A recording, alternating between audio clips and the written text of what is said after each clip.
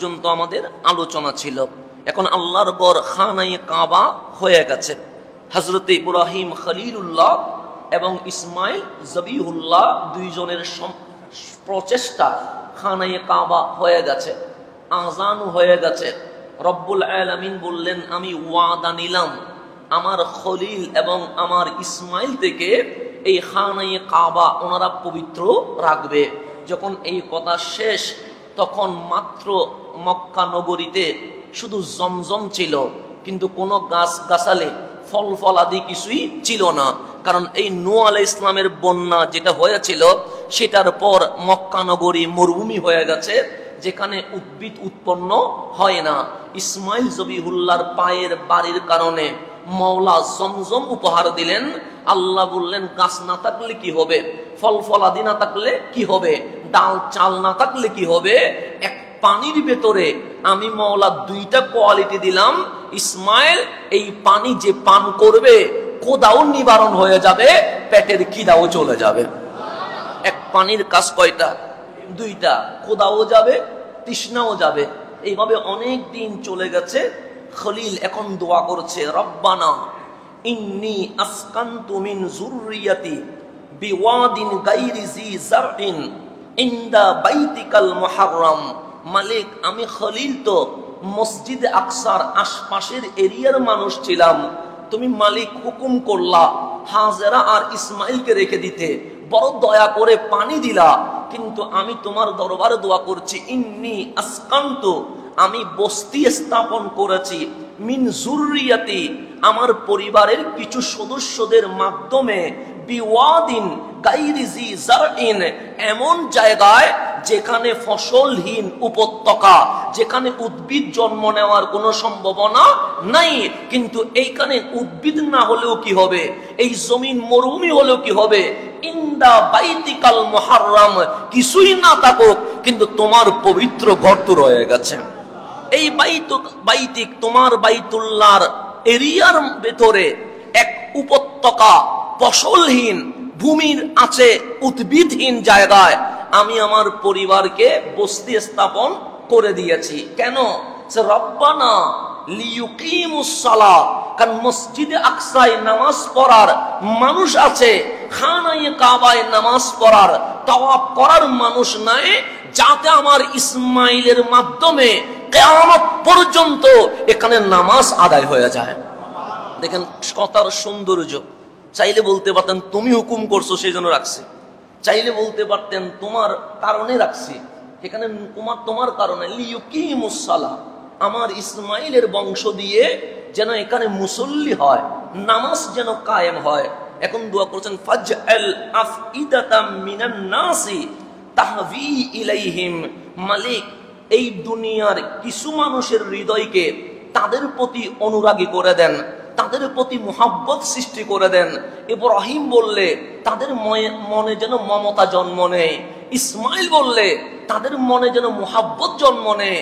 পৃথিবী থেকে আপনি বাছাই করে কিছু মানুষকে আমার বংশের প্রতি অনুরাগী করে দেন, যাতে করে আমার ইসমাইল ডাকলে খানায়ে কাবায় যেন তাওয়াফ হয়, আমার ইসমাইল আজান দিলে খানায়ে কাবায় যেন মুসল্লি হয়, আমার ইসমাইল ডাকলে খানায়ে কাবা যেন পবিত্র করার কিছু মানুষ পাওয়া যায়। এবং আরেকটা কাজ করবেন, ওয়ারযুকহুম মিনাস সামারাত, এখানে যদিও গাছ নাই, যদিও ফল ফলাদি নাই, কিন্তু অসম্ভবকে যিনি সম্ভব করতে পারেন উনি তো আল্লাহ।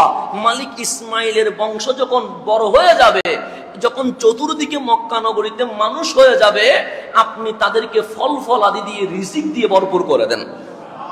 কেন করবেন? আপনি মানুষকে ইব্রাহিমের মিল্লতের দিকে অনুরাগী করবেন এবং এখানে ফল ফলাদি দিয়ে রিজিক দিবেন। কেন? লাআল্লাহুম ইয়াশকুরুন, যাতে ওনারা শুকরিয়া আদায় করতে পারে।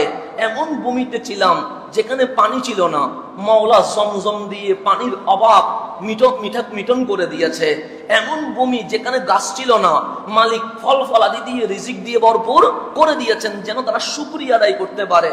সেই জন্য মা হাজেরা যখন ইসমাইল জবিহুল্লাহ আসলেন, খানায়ে কাবার চতুর্পাশে কোনো মানুষজন ছিল না, ঘর নাই, বাড়ি নাই, পরিবার নাই, সমাজ নাই। কারণ কেন?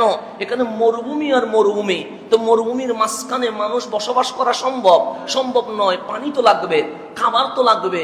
তা আল্লাহ বললেন ইব্রাহিম আপনি চলে যান। খলিল চলে গেলেন, রয়ে গেলেন মাত্র দুজন, একজন হাজেরা, আরেকজন ইসমাইল জবিহুল্লাহ। ইসমাইল কাঁদছে, হাজেরা দৌড়ছে সাফা মারওয়া, যেটা শাইরুল্লাহ হয়ে গেছে। ওই দৌড়ার মাঝখানে ইসমাইল জবিহুল্লাহ খানায়ে কাবার যেই চত্বরে কান্নাকাটি করার সময় হাত পা নড়াচড়া করেছে, পা যেখানে বারবার বাড়ি খাচ্ছিল সেখান থেকে জমজম বের হয়ে গেছে। এ শুধু পানি দিয়েই মক্কা নগরী। এরপর মা হাজরার ইসমাইলের কোনো অভাব নেই। চতুর্দিকে খবর পৌঁছে গেছে যে মক্কায় পানি নাই, সেই মক্কায় এখন কি হয়ে গেছে? পানি এসে গেছে। কেমন পানি? পৃথিবীর পানি পান করলে তৃষ্ণা নিবারণ হয়, কিন্তু এটা এমন পানি যেখানে তৃষ্ণাও নিবারণ হয়, খিদাও মিটে যায়। তখন সিরিয়া থেকে জুরাহিম সম্প্রদায় আসলেন, মা হাজেরার দরবারে দরখাস্ত করলেন আমরা কি এখানে থাকতে পারি? হাজেরা বললেন অবশ্যই থাকতে পারেন। তখন ওনারা ছাগল নিয়ে আসলেন। তো ছাগলকে খাওয়াবে কি? ওই জমজমের পানি খাচ্ছে। জুরাহিম গোত্র খাবে কি?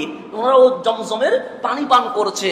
যখন সম্প্রদায় বেড়ে গেল, ইসমাইল জবিহুল্লাহ এই জুরাহিম সম্প্রদায় থেকে বিয়ে করলেন, সংসার হয়ে গেল।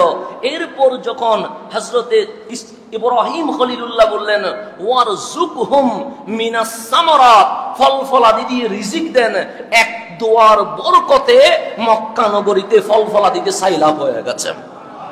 এখন মানুষও আছে, পানিও আছে, ফল ফলাদিও আছে। সব করার পর মক্কার চেয়ে দামি আর কিছু আছে?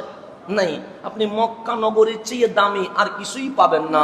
এখন আপনাকে যদি জিজ্ঞেস করা হয় মক্কা কেন দামি, আপনি বলবেন আল্লাহর ঘর বাইতুল্লাহ নিয়ে আলোচনা হচ্ছে সেই কারণে দামি। আপনাকে যদি জিজ্ঞেস করি মক্কা কেন দামি, আপনি বলবেন ওয়াত্তাখিযু মিন মাকাম ইব্রাহিমা মুসাল্লা, মাকাম ইব্রাহিমের কারণে মক্কা দামি। আপনি বলবেন আরাফার কারণে মক্কা দামি। আপনি বলবেন সাফা মারওয়ার কারণে মক্কা দামি। আপনি বলবেন মিনা মুজদালিফার কারণে মক্কা দামি। তো আমার আল্লাহ বলেন হ্যাঁ বাইতুল্লাহ দামি, এতে কোনো সন্দেহ নাই। মাকাম ইব্রাহিম দামি, এতে কোনো সন্দেহ নাই। হাজরে আসওয়াদ দামি, এতে কোনো সন্দেহ নাই।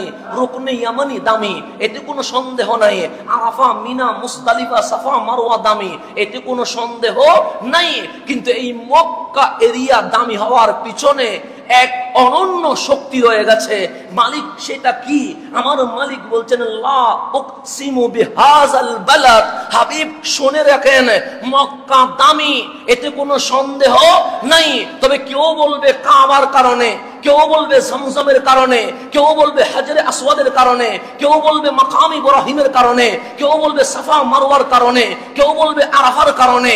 আমি বলছি লা উকসিমু বিহাযাল বালাদ, কাবা থাকার কারণে আমি মক্কা নগরীর কসম করছি না। আরাফা, মিনা, মুজদালিফার কারণে আমি মক্কা নগরীর কসম করছি না। তো মালিক মক্কা কেন দামি? আল্লাহ বলছে ওয়া আনতা হিল্লুম বিহাযাল বালাদ, এই মক্কা এই কারণে দামি হাবিব আপনার কসম, কারণ আপনার কদমে পাক এই মক্কার জমিনে লেগে গেছে।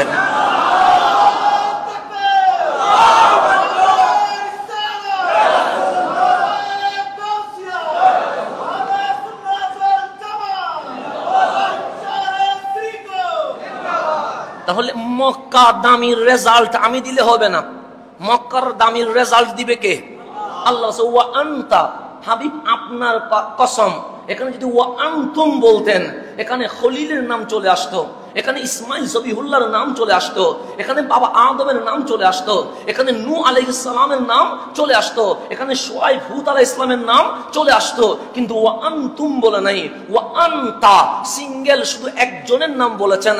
হাবিব আপনার কসম, আপনার কসম। তো আপনার কসম করার দরকার কি? যে হিল্লুম বিহাযাল বালাদ, ওই পায়ের পাতা মোবারক যখন মক্কার জমিনে লেগে গেছে, আমার কুল মাখলুকাতের মধ্যে আল্লাহর ঘর খানায়ে কাবার এরিয়া এই মক্কা সবচেয়ে দামি হয়ে গেছে। এটা রব্বুল আলামিনের ফয়সালা। মানলে মানেন, না মানলে সেটা আপনার বিষয়, কিন্তু আমার শুনিয়ে দেওয়ার দায়িত্ব আমার দায়িত্ব পালন করছি। এটা আমার দায়িত্ব হচ্ছে আপনাকে পৌঁছিয়ে দেওয়া। এরপর আল্লাহ বলছেন, হাবিব আপনি যখন এখানে আসছেন, সুতরাং এটা নিয়ে আমার অনেক স্বপ্ন, এটা নিয়ে আমার অনেক পর্যালোচনা, এটা নিয়ে আমার অনেক আলোচনা, এটা নিয়ে আমার অনেক কথা।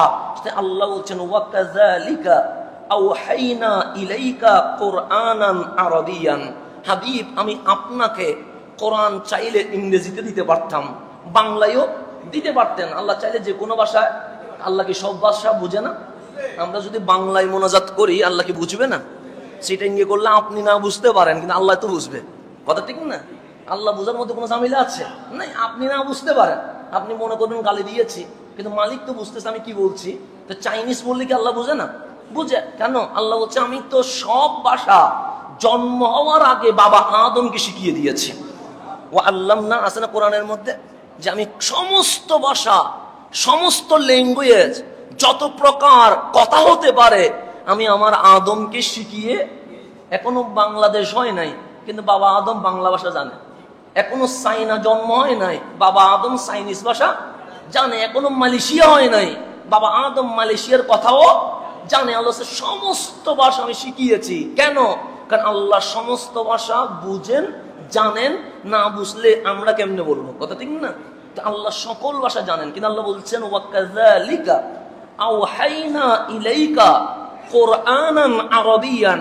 হাবিব এই কোরআন চাইলে ইংরেজি হতে পারত, ফ্রান্স হতে পারত, চাইনিজ হতে পারত, জাপানিজ হতে পারত, বেঙ্গলি হতে পারত, সংস্কৃতি হতে পারত। কিন্তু আমি আপনাকে কোরআনটা আরবি ভাষায় নাজিল করেছি। কেন জানেন? যে লিতুনজিরা উম্মাল কুরা ওয়া মান হাওলাহা। আমার মূল টার্গেট হচ্ছে উম্মুল কুরা। উম্মুল কুরা মানে যেটা মূল, যেটা মূল ভূমি। সেই জন্য এই পৃথিবীর মূল ভূমি হচ্ছে মক্কা। সেই জন্য পৃথিবীর ম্যাপ যদি গুল ধরেন, ঠিক মাঝখানে মক্কাতুল মুকাররমা। এই পৃথিবী ছিল পানিতে, পানি থেকে জমিনের কি হয়েছে? উপদ্বীপ সৃষ্টি হয়েছে। এই উপদ্বীপটাই হচ্ছে মক্কাতুল মুকাররমা। তা আল্লাহ বলছে আমি চাইলে এটা ইংরেজি করতে পারতাম, আমি চাইলে এটা বেঙ্গলি করতে পারতাম, আমি চাইলে এটা সংস্কৃত করতে পারতাম, আমি চাইলে পৃথিবীর অন্য কোনো ভাষায় দিতে পারতাম। কিন্তু আরবি দেওয়ার কারণ হচ্ছে লিতুনজিরা উম্মাল কুরা। এই মক্কা নগরীর মানুষকে যেন সতর্ক করা যায়। ওয়ামান হাওলাহা, এই মক্কার আশেপাশে যারা আছে তারা যেন আগে হেদায়েত পায়। আমি আল্লাহর টার্গেট হচ্ছে সর্বপ্রথম মক্কায় হেদায়েতের নূর বের হবে। এই নূর সমগ্র বিশ্বে ছড়িয়ে ছিটিয়ে যাবে। সেই জন্য আমি আরবি ভাষায় দিয়েছি। আল্লাহ বলেন লিতুনজিরা, যেন আপনি সতর্ক করতে পারেন। কারে? উম্মাল কুরা, মক্কা নগরীকে। ওয়ামান হাওলাহু, এর আশেপাশে যারা আছে তাদেরকে বলছে এই তুনজিরা ইয়াউমাল জামঈ লা রাইবা ফি। এবং এটাও যেন সতর্ক করা যায়, এমন দিন আসবে যেই দিনে সমগ্র বিশ্ববাসী এক ময়দানে হাসরে একত্রিত হবে, এতেও কোনো সন্দেহ নাই। তো আপনি হাবিব যখন দাওয়াত দিবেন, আপনি হাবিব যখন ইসলামের পথে ডাকবেন, আপনি যখন আরবি ভাষার কোরআন আলিফ লাম মিমের সুর দিয়ে ডাকবেন, আপনি যখন আর রহমান বলে মক্কায় দাওয়াত দিবেন, ফরিকুন ফিল জান্নাহ ওয়া ফরিকুন ফিস সাইর। এই মক্কায় দাওয়াতের কারণে মানুষ দুই ভাগ হয়ে যাবে। যারা হাবিবের কোরআন শুনে, হাবিবের কদমে এসেছে, তারা জান্নাতে চলে যাবে। আর যারা হাবিবের জবানে কোরআন শুনে দূরে চলে গেছে, তারা জ্বলন্ত আগুনে নিক্ষেপ হয়ে যাবে। আল্লাহ বলেন মক্কা কাবা থেকে দুইটা দল বের হবে। কয়টা দল? একটা ফরিকুন ফিল জান্নাহ, জান্নাতে চলে যাবে। একটা ফরিকুন ফিস সাইর, যেটা জ্বলন্ত জাহান্নামের আগুনে চলে যাবে। এরপর যেমন আল্লাহ আমাদের রব কিনা, এতে কোনো সন্দেহ আছে? নাই। আল্লাহ তো আমাদের রব, রব্বুল আলামিন, রব্বুল নাস, রব্বুস সামাওয়াতি ওয়াল আরদ, রব্বুল আরশিল কারীম। এরকম আমাদের আমরা বলি কি বলি না? বলি। আমরা বলি যে রব্বি, হে আমার রব, রব্বানা, হে আমাদের রব। কিন্তু আল্লাহ যখন নিজের নামকে নিসবত করছে, সম্পর্কিত করছে, সম্পর্কিত করি না, আমি আপনার ভাই, এটা একটা কি? নিসবত, সম্পর্ক। আমি আপনার প্রিয় মানুষ, এটা কি? সম্পর্ক। আপনি আমাকে বললেন আপনি আমার প্রিয়, এটা হচ্ছে একতরফা। কিন্তু যখন বলবো আমিও আমিও আপনার কাছে প্রিয়, এটা হচ্ছে দুই দিকে হয়ে গেছে। তো রব্বুল আলামিন যখন নিজের কথা বলছে কাদেরকে? আমাদেরকে। ফালইয়াবুদু রাব্বা হাযাল বাইত, ফালইয়াবুদু, তারা যেন ইবাদত করে। কোন রবের? রব্বান নাস নয়, রব্বা হাযাল বাইত, এই ঘরের রবের যেন ইবাদত করে। দেখেন আমি বলছি রব্বি, আমার রব, আমরা বলছি রব্বানা, আমাদের রব। কিন্তু রব যখন রবের পরিচয় দিচ্ছে কাদেরকে? আমাদেরকে, তখন বলছেন ফালইয়াবুদু রব্বা হাযাল বাইত, আমি আল্লাহ এই জমিনে এত মাখলুকাত থাকতে চাইতে বলতে পারতাম ফালইয়াবুদু রব্বাল ইনসি ওয়াল জিন, চাইলে বলতে পারতাম ফালইয়াবুদু রব্বাল আরদি ওয়াস সামা, চাইলে বলতে পারতাম ফালইয়াবুদু রব্বাল আরশি ওয়াল মাকাম, চাইলে বলতে পারতাম। কিন্তু আল্লাহ ফালইয়াবুদু রব্বা হাযাল বাইত, আমি আল্লাহ নিজের পরিচয় আমার বান্দাকে বলছি, বান্দা ইবাদত করো কার? সে যিনি খানায়ে কাবা বাইতুল্লাহর রব হয়ে আছেন। নিজের নিসবত দিয়েছেন রব্বা হাযাল বাইত, মানে আমি এই ঘরের রব, খানায়ে কাবার রব। আমরা বলছি আমার রব, কিন্তু মালিক মালিকের পরিচয় দিচ্ছে আমি কাবার রব। তাহলে কাবাকে মালিক কত ভালোবেসেছেন, কত আপন করে নিয়েছেন। চার দেওয়ালকে একটা ঘর বানায়া আমাদেরকে বলছে ইবাদত করো এই ঘরের রবের, এই ঘরের মালিকের। তাহলে আল্লাহ এই বাইতকে, এই ঘরকে কতটুকু পছন্দ করেছেন। আল্লাযী আত'আমাহুম মিন জু, আল্লাহ বলেন তিনি সেই রব যখন তোমরা ক্ষুধার্ত হও তখন খাবারের ব্যবস্থা করে। ওয়া আমানাহুম মিন খাউফ, যখন তোমরা ভয় পাও সেই আল্লাহ তোমাদেরকে নিরাপত্তার ব্যবস্থা করে দেয়। এটা বলছেন। তাহলে দেখেন সিরিয়াল ভাবে ইব্রাহিম আলাইহিস সালাম সংস্করণ করলেন, এরপর জমজম আসলো, জমজমের পর ইব্রাহিমের দোয়ায় ফল ফলাদি আসলো।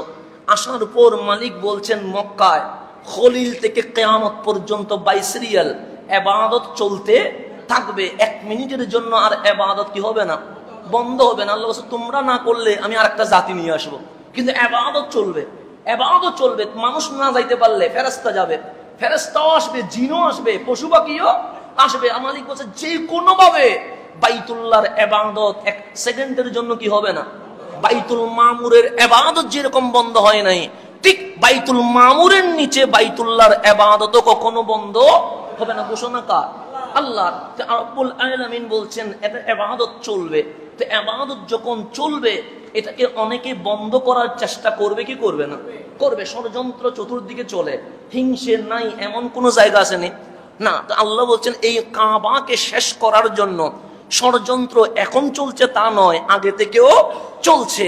তো মালিক বলেন এই কাবা রক্ষায় কোন মানুষ যদি না আসে, এই কাবা রক্ষায় কোন মুজাহিদিন যদি না আসে, এই কাবা রক্ষায় তোমরা যদি না নামো কোনো সমস্যা নাই, আমি আল্লাহ একলাই এই খানায়ে কাবা রক্ষার দায়িত্ব নিয়ে নিয়েছে।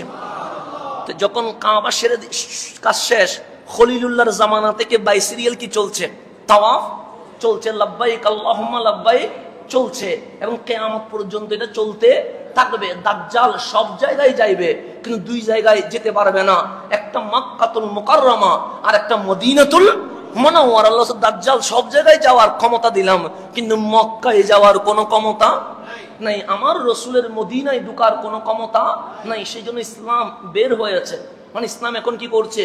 ঘুরছে, আফগান হয়ে বাংলাদেশ হয়ে ঘুরছে। এটা ঘুরতে ঘুরতে চলে যাবে কোথায়? ঠিক আবার মদিনায় চলে যাবে। মদিনায় ইসলাম ঢুকবে, কিন্তু দাজ্জাল ঢুকার কোনো সুযোগ নাই। এটা হচ্ছে আল্লাহর ওয়াদা। তো রব্বুল আলামিন বলছে তোমরা নিরাশ হইও না, কাবা নিয়ে তোমার টেনশন করো না। তো মালিক বলছেন আলাম তারা কাইফা ফাআলা রাব্বুকা বিআসহাবিল ফিল, হাবিব আপনি কি দেখেন নাই আমি আল্লাহ আসহাবে ফিলের সাথে কি রকম আচরণ করেছি? এটা কি আপনি দেখেন নাই? তো আসহাবে ফিল মানে যাদেরকে হস্তি বাহিনী বলা হয়, যেমন সিরিয়ার হাবশা বাদশার অধীনে, হাবশার বাদশার অধীনে সিরিয়ার গভর্নর ছিল আবরাহা। তার মনে একটা স্বপ্ন ছিল যে মানুষ যায় কাবার দিকে, সুতরাং আমি সিরিয়াতে একটা কাবার মতো একটা কি বানাবো, ঘর বানাবো, যেখানে মানুষ এসে কি করবে? তাওয়াফ করবে, জিকির করবে। উনি খ্রিস্টান ছিলেন, তো উনি বলেন না, মুসলমানরা যাবে কোথায়? কাবায়। কিন্তু আমার মন বলছে কাবায় মানুষ যেন যেতে না পারে। আবরাহার বাদশার অধীনের গভর্নর সিরিয়ার, ওনার নাম আবরাহা, উনি সিরিয়ায় একটা কাবার মতো করে ইবাদত ঘর বানালেন। বিশ্ববাসীকে আহ্বান করলেন, তোমরা মক্কার কাবায় যাইও না, সিরিয়ার আবরাহার কাবায় চলে এসো। তো মক্কার এক মানুষ রাত্রে গিয়ে ওই আবরাহার বানানো কাবার ভেতরে পায়খানা করে দিছে। প্রতিবাদ আর কি, এই যতটুকু পারছে। এখন মাথা গরম হয়ে গেছে কার? আবরাহার, যে আমি বানাইছি কাবার মতো বিল্ডিং, আর সেখানে কি করে দিয়েছে? অপবিত্র করে দিয়েছে। এখন সে হস্তি বাহিনী করছে, আসহাবে ফিল নিয়ে রওনা হয়েছেন সিরিয়া থেকে কোথা? মক্কা। তো মক্কার মানুষ তো জানে না, তখন লাইভ থাকলে একটা কথা ছিল, তখন ইউটিউব থাকলে একটা কথা ছিল। তো আবরাহার এই প্রস্তুতি সম্পর্কে মক্কার মানুষ জানে না। হস্তি বাহিনী নিয়ে চলে আসছে কখন? আমার রসুল পৃথিবীর জমিনে শুভ আগমন হওয়ার আরো 6 মাস আগে। কয় মাস আগে? এখনো রসুলে পাক দুনিয়াতে কি করেন নাই, শুভ বেলাদত শরীফ করেন। তা আল্লাহর কথার ধরন দেখেন, আলাম তারা, হাবিব আপনি কি দেখেন নাই? তো দেখবে কে? যে দুনিয়াতে থাকবে। কথা ঠিক না? আলাম তারা প্রশ্ন করছে কে? আল্লাহ। কাকে? হাবিবকে। আলাম তারা, হাবিব আপনি কি দেখেন নাই? তা হাবিব তো তখন দুনিয়াতেও আসেন নাই, 6 মাস আগের ঘটনা। আর আল্লাহ বলছে আলাম তারা, হাবিব আপনি কি দেখেন নাই? যেমন শাহজাহানপুরে আমি আছি, আপনি যদি বলেন হুজুর আপনি কি দেখেন নাই, তখন এটা প্রশ্ন হবে। কিন্তু আমি এখানে নাই, আছি কোথায়? চট্টগ্রামে। ঘটনা একটা ঘটে গেছে, আপনি যদি বলেন আমাকে আপনি কি দেখেন নাই, তো আশেপাশের বাইরে বলে পাগল হয়েছিস, হুজুর তো এখানে ছিলেন না, ছিলেন কোথায়? চট্টগ্রামে। উনি কেমনে শাহজাহানপুরের ঘটনা দেখবে?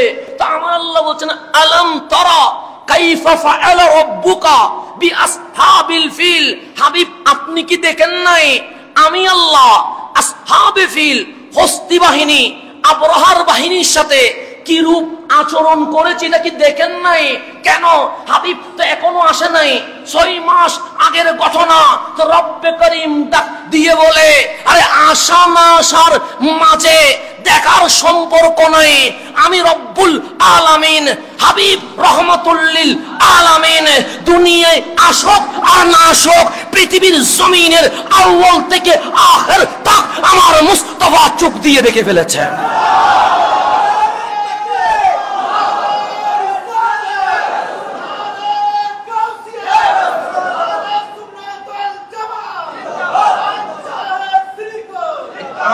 এটা যদি আমি বলতাম আপনি মানিয়েন না, আমি বললে, আমি কোরআনের বাইরে কোনো কথা বলতেছি না, কোরআন বলছে, আমি বললে মানিয়েন না, দরকার নাই আমার কথা মানার। কোরআন বলছে আলাম তারা, হাবিব আপনি কি দেখেন? প্রশ্ন করছে কাকে? হাবিবকে। তো হাবিব যদি না দেখতেন, বলতেন যে আমি তো 6 মাস আগের ঘটনা দেখবো কেমনে? তাফসীরে তো এটা নাই, হাদিসে তো এটা নাই। বরংস বলছেন হ্যাঁ আমি দেখেছি, আমি দেখেছি আসহাবে ফিলের সাথে কি হয়েছে। এখানে যদি বলতেন আপনি কি শুনেন নাই, তাহলে এটা ঠিক ছিল যে আব্দুল্লাহর বাবা হযরত আব্দুল মুত্তালিব, ওনার থেকে শুনেছেন, নিজের চাচা হযরত আবু তালেব থেকে শুনেছেন। তো এখানে বলতে পারতেন আপনি কি শুনেন নাই, তাহলে বুঝতে পারতাম কথা ঠিক আছে। কারণ রসুল 6 মাস পরে আসছে, দাদা চাচা থেকে কি করছেন? শুনছেন। তা আল্লাহ এটা বলে নাই আলাম সামিতা, আপনি কি শুনেন নাই, বলে নাই। কিন্তু বলছেন আলাম তারা, হাবিব আপনি কি দেখেন নাই। তার মানে কি বলছে? হাবিব তখনও দেখে, হাবিব এখনো দেখে, হাবিব ভবিষ্যতেও দেখে, হাবিব এই মসজিদের আশিকদের দিলের অবস্থাও দেখতে পায়। এটাই কোরআন বলছে, আমি বলি নাই। আপনি পরে যাই কোরআন শরীফের সাথে ঝগড়া করলে করেন, অসুবিধা নেই, কিন্তু আমার সাথে ঝগড়া করার দরকার নাই। আপনি কোরআন শরীফের সাথে মারামারি করলে করেন, আমার কি আসে যায়। কিন্তু এখান থেকে এটাই তো বুঝতেছি, যিনি দুনিয়াতে আসার 6 মাস আগের ঘটনা কোরআন বলে আপনি কি দেখেন নাই। তো শাহজাহানপুরের আশিকদের কি চলতেছে, হাবিব কি এটা রওজা থেকে দেখেন না? দেখেন তো, এইটাই তো বলছে, এটাই বলছে, এটাই আমাদের আকীদা। তো এটা আমরা কি বাপ থেকে বানাইছি না, কোন দরবার পিসাব থেকে নিয়েছি না, আমরা কোরআন থেকে নিয়েছি।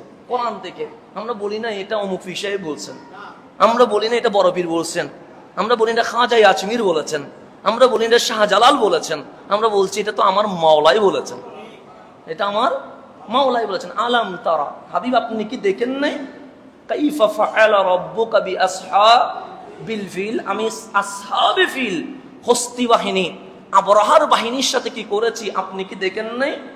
আলাম ইয়াজআল কাইদাহুম ফি তাদলিল, আমি কি মুহূর্তে তাদের ষড়যন্ত্র চক্রান্ত ব্যর্থ করে দেই নাই? হাবিব আমি কি করে দেই নাই? তো দিয়েছি তো। তারপর ওয়া আরসালা আলাইহিম তায়রান আবাবিল, হাবিব আপনার দাদা যখন আব্দুল মুত্তালিব দোয়া করেছিলেন মালিক গড় তোমার, রক্ষা করাও কাজটা তোমার না, আমি কি করব? চাবিটা তো আমার কাছে আছে, কিন্তু আমার বয়স তো কি হয়ে গেছে, বৃদ্ধ হয়ে গেছে। আর হানিফ যারা এক আল্লাহ বিশ্বাসী এরকম মানুষের সংখ্যাও কম হয়ে গেছে, কেন মুশরিকদের সরাসরি চলছে। তা আমি আব্দুল মুত্তালিব কি করব? হাত তুললেন, মালিক আমি যাচ্ছি আপনার গড় আপনি রক্ষা করিয়েন। দোয়া করতে দেরি, আমি আর মানুষ আনি নাই, আমি ফিলিস্তিন থেকে মানুষ আনি নাই, আমি সিরিয়া থেকে মানুষ আনি নাই, আমি ইয়েমান থেকে মানুষ আনি নাই। ওয়া আরসালা আলাইহিম তায়রান আবাবিল, আমি যাকে যাকে তাদের উপর পাখি প্রেরণ করে দিয়েছি, যেটাকে আমরা আবাবিল পাখি বলছি। যাকে যাকে পাখিগুলো কি বড় না ছোট? ছোট ছোট পাখি পাঠাবে। আল্লাহ দেখাচ্ছে তোমার ক্ষমতা যত বড় হোক, আমি তোমাকে একটা মশার সামনে বেজ্জুত করে দিতে পারি। এটা আল্লাহ বলছেন। আল্লাহ চাইলে ইগল পাখি বাড়াইতে পারতেন, কথা ঠিক না? বড় বড় হস্তি বাহিনী যদি হাতি আসছে আল্লাহ চাইলে সিংহ বাড়াইতে পারতেন, কিন্তু আল্লাহ বলছেন না। ওয়া আরসালা আলাইহিম তায়রান আবাবিল, আমি যাকে যাকে ছোট ছোট পাখি পাঠিয়েছি। তারমিহিম বিহিজারাতিন মিন সিজিল, তারা প্রস্তর কঙ্কর তাদের উপর কি করেছে? নিক্ষেপ করেছে। তো ছোট ছোট পাখি কি বিশাল বিশাল পাথর মারবে? কতটুকু মারবে?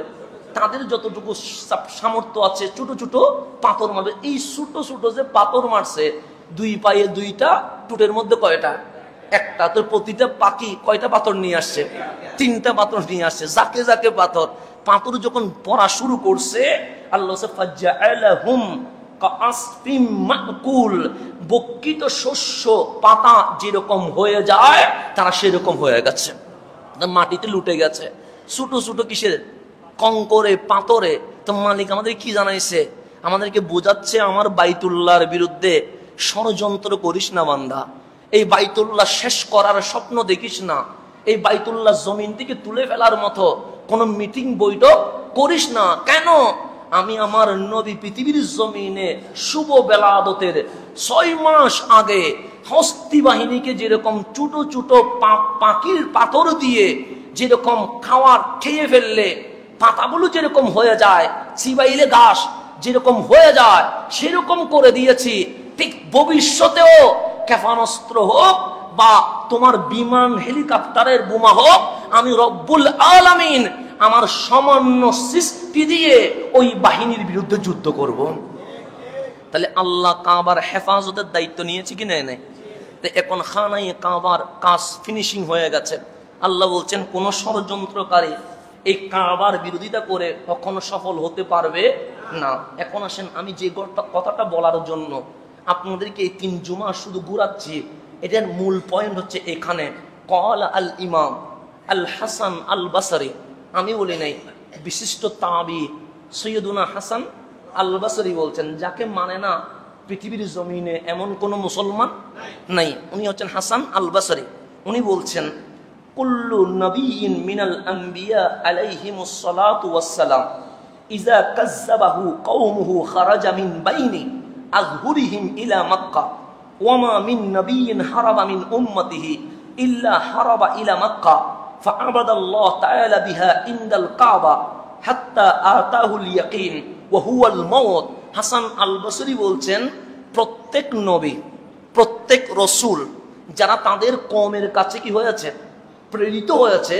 কওম যখন ওনাদেরকে মিথ্যা প্রতিপন্ন করত, কওম যখন ওনাদের উপর হামলা করত, কওম যখন ওনাদেরকে বের করে দিত, ওনারা মসজিদে আকসায় যাইতেন না, ওনারা ইয়ামানে যাইতেন না, ওনারা সিরিয়ায় যাইতেন না, ওনারা কোনো রাষ্ট্রে যাইতেন না।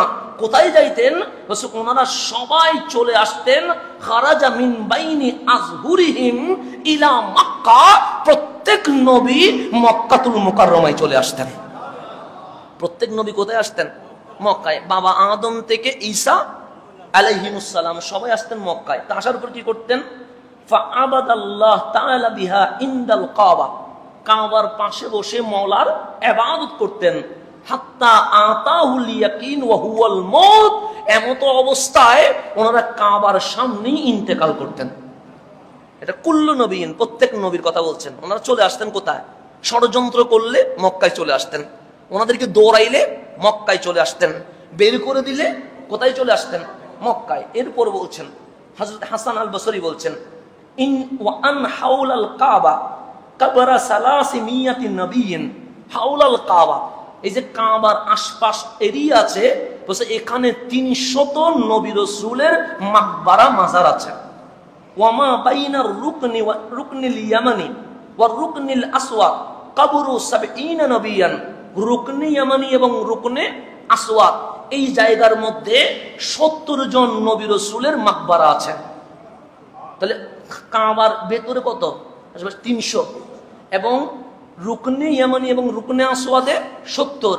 মসজিদে হাইফের মধ্যে 70 নবীর মাজার আছে। মসজিদে রাওয়াহার মধ্যে 70 নবীর মাজার আছে। এরকম করে এই কাবার আশেপাশে 1000 নবী রাসূলের মাকবারা আছে। কয় হাজার? 1000। তারপর বলছেন কবরু ইসমাঈল ওয়া উম্মিহি হাজারা আলাইহিস সালাম ফিল হিজরে তাহতাল মিজাব। হযরত ইসমাঈল আলাইহিস সালাম এবং ওনার আম্মা জানের মাজার হচ্ছে তাহতাল মিজাব, মিজাবের নিচে। ওয়া কবরু নূহিন, নূহ আলাইহিস সালামের কবর। ওয়া হুদিন, হুদ আলাইহিস সালামের।